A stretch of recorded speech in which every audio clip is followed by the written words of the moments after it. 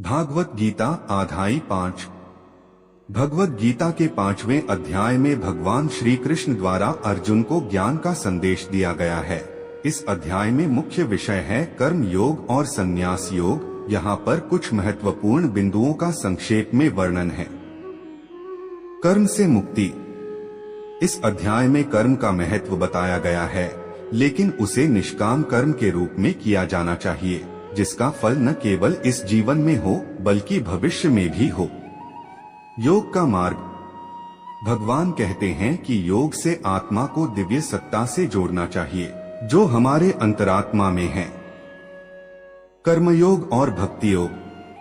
यहाँ पर कर्मयोग कर्म का योग और भक्ति योग भगवान के प्रति भक्ति का योग के माध्यम से भगवान के पास पहुँचने के दो विभिन्न मार्गों का वर्णन है।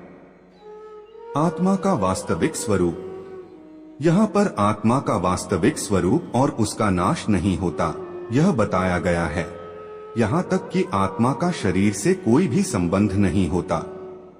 भगवान का दर्शन।